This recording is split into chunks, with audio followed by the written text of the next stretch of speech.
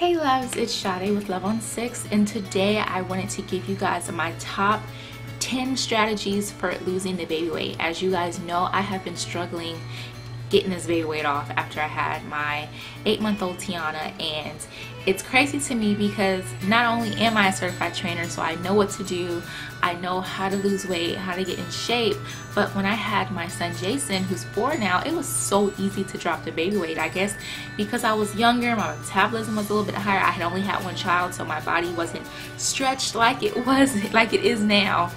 It was just so much easier to lose the baby weight. So I want to come to you guys and share my tips on how to lose the baby weight you still are probably holding on to, or help you lose the baby weight that you have now after having a baby. And my number one tip is going to be water. Water is going to be your best friend. Do not waste calories on sodas and Kool-Aid and juice and other stuff you can be drinking when you can be using that for maybe like a snack that you want at the end of the day. Use those calories towards good food that's going to be nutritious to your body. Water is essential. Your body is made up of water. So if you don't have that water that you need and you're not putting it back in, your body's not going to operate the way it's supposed to. Thus, it's not going to be losing weight the way you want to. If you need to know how much water you should be drinking a day, take your body weight, divide it by 2, and whatever number you come up with, that should be how many ounces of water you're drinking a day. With me, I strive to drink a gallon a day, and that's a lot of water.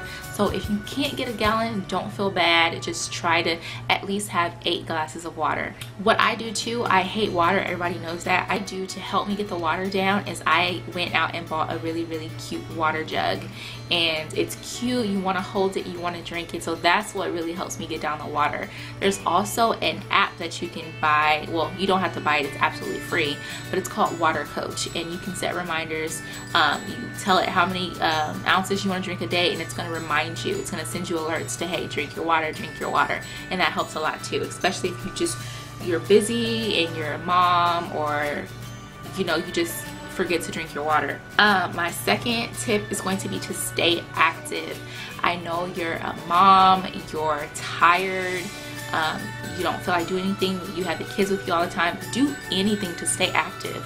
Like if I can't get to the gym, which is 9 times out of 10, I'm just super tired, I don't have a way to go without bringing the kids with me, because the gym that I go to, you can't bring kids. It doesn't have a a play area for kids or a daycare. And so what I do is I try to find ways to exercise around the house. Like I'll take the kids with me to go walking. If they want to go out to the pool, I'll go out to the pool. I can't swim, so I just walk back and forth in the pool just to get some kind of cardio.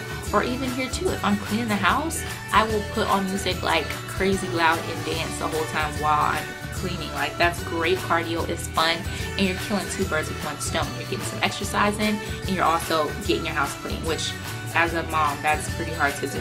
Number 3, my favorite go-to cardio to do is either walking or the elliptical. If you don't have access to an elliptical, walking is your best bet. Everyone has space to walk. You can walk in your neighborhood, you can go to a local high school, use their track, you can walk around your house. Like it's not that difficult.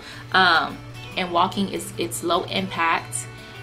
If you've had a C-section and you're still trying to heal, and you don't want to put too much pressure on your scar or your injuries or anything like that, walking is great, guys. Like it makes you feel good, you'll get a good sweat in, you'll get that cardio in, and you're going to be burning the calories that you need to to lose the weight. My number 4 tip is do not do diets. I know it is so easy to be like, oh, I'm gonna Google a new diet or what's the new fad going on, but I guarantee you that the diet is not going to work, and you're going to, if not lose weight, you're going to gain all the way back. Diets are horrible.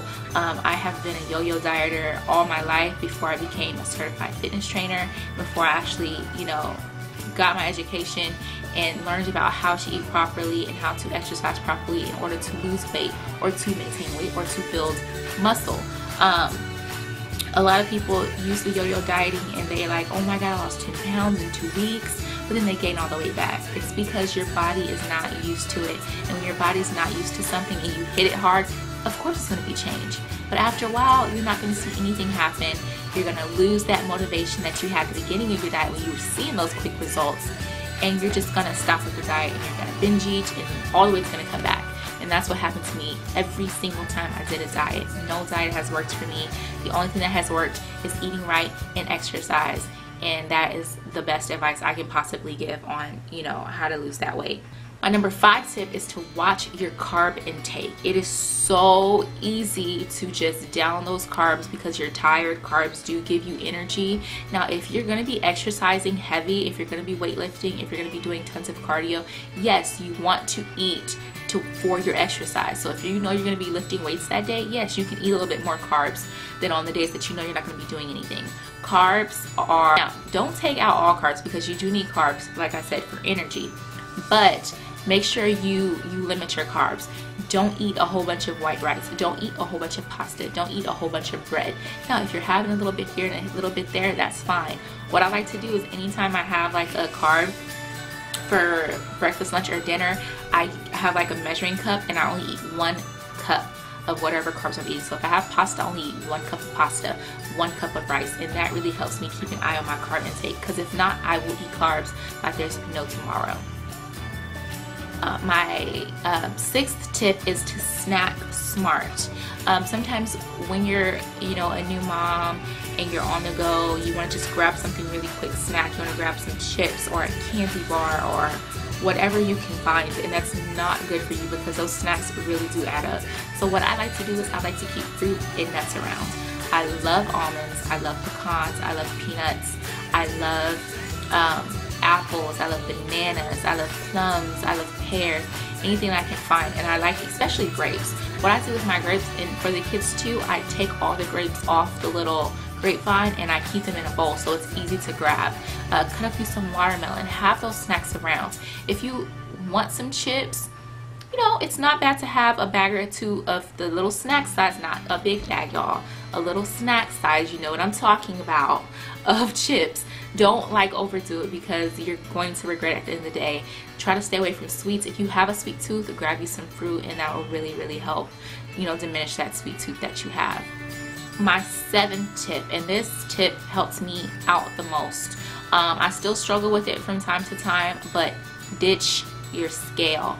Do not keep stepping on your scale. If you want to weigh yourself at the beginning of your, you know, your weight loss journey or whatever you're trying to do, yes, it's fine to weigh yourself, but do not get on the scale every day and weigh yourself, because this is the thing. You weigh different, you know, weights during the day. Women, we have menstrual cycles. You weigh more on your menstrual cycle than you would on any other day. So if you're constantly getting on the scale and you keep seeing your weight fluctuate, that's going to kill your motivation, and you're not going to stay on the weight loss plan that you have. Or, you know, it's going to make you feel like, what am I doing this for? Like, I keep gaining weight, it's going up, it's going down. It's going to mess with you mentally. So ditch the scale. The best thing to do to record your progress is to take pictures. This is the thing, ladies, like, I am about 160 pounds, 160, 165 pounds right now. That's fine, but if someone sees me and they're like, oh, you look great, it's because of the inches. You want to look good. It doesn't matter what the number on the scale says. You can be 200 pounds, and if you feel like you look good, that's all that matters. If you look slimmer, that's all that matters. It does not matter how much you weigh. It does not matter about that number. All you need to do is take you a picture from the front, from the side, and from the back, and that's how you track your progress.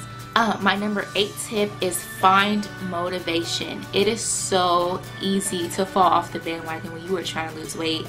My biggest thing was like feeling like I'm in this by myself. You know, I'm so huge after having the baby and no one understands me and I have no one to talk to about it. You gotta find your own motivation. Nobody is responsible for your motivation but you. If you feel like you have to flip through some magazines to get that motivation, do it. If you want to cut out some pictures of Beyonce and put it on your mirror, go ahead and do it. If that helps motivate you, do it. Whatever motivation helps you, you need to find it and you need to do it. What I do on my Instagram, I follow a whole bunch of fitness people. Now, it's people that I will probably never look like, completely different body types, But if I see their little workout pictures or their little, you know, their 15-second clips of working out, I look at that every morning before I go to bed, and that motivates me to get up and get active. That is what has helped me lose weight before, and I'm going to continue to do it now that I'm trying to lose weight after having Tiana. It's really, really easy to lose that motivation. So you have to find the best way to motivate yourself and go with that. Run with it. Take it and run. My 9th tip is be realistic. Ladies, we have created a human, like a human life inside of our body. It took a good 10 months, depending on when you had your child. But remember, 40 weeks equals 10 months. It took you a good 10 months for your body to morph and change and stretch the way it did. So do you really think that it's going to take 2 weeks to get back to that size 6 that you were? No, it's not. You have to be realistic, and everyone struggles with it. Y'all saw a vlog of mine where I was crying because most of my clothes don't fit, and sometimes I have to wear some of my maternity clothes. It's just, it's real life. You have to be realistic. It did not take you 2 weeks to gain weight, so it's not going to take you 2 weeks to lose weight. You have to be realistic. And when you get that in your mind, like, hey, instead of saying, okay, in 2 weeks I'm going to lose 10 pounds, why don't you say, in 10 months I'm going to try to lose at least 20 pounds. Just be realistic. Whatever your goal is, you have to have a realistic timeline, because if you think too big sometimes, it'll also kill your motivation, and motivation is what, you know, weight loss is all about. My 10th and final tip is to set goals and reward progress. That is going to help you achieve your weight loss. Set little goals, like say, hey, 1 week I'm going to drink nothing but water all week, and do it. That is something that you can achieve. You know that that's something that you can do. Don't sit up here and say, oh, I'm never going to drink sodas again, because 9 times out of 10 you're going to mess up. It's reality. You're going to, if you've always drank sodas or always drank Kool-Aid, always drank sweet tea, you are going to mess up. So why don't you say, hey, this whole week I'm going to drink nothing but water, and go with that. And then once you meet that goal, reward yourself. You can have a glass of sweet tea or have a cup of Kool-Aid or something like that, but get right back to drinking your water. And the more water you drink, the more it's going to make you feel better. So set those little goals and go from there. Don't sit here and try to make huge goals that you know are probably off the wall and that you're not going to stick to. Set a small goal and go with that. Also, reward your progress. If you are doing good, if you you know, you've lost a pound or two or an inch or two, or you can tell in your pictures that you're starting to thin out, go buy you a new shirt. What I like to do is every time I go to the gym, I put $1 or $2 or some change, whatever I have laying around the house, into a jar, and at the end of the week or the end of 2 weeks, if I have enough money, I'll go buy me some cute new workout gear. Like, that is motivation to continue to work out. Go buy you some heels, go buy you some new hair, go buy you some makeup. Anything that's going to help motivate you guys.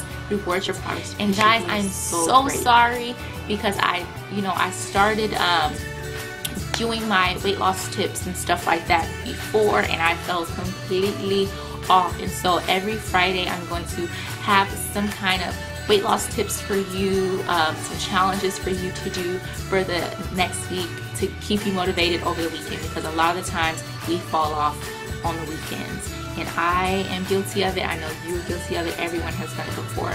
So I hope you guys enjoyed these 10 tips. Don't forget to comment down below. Don't forget to press that button and subscribe. If you liked it, make sure you click like. And I will see you guys later. Kisses from the missus.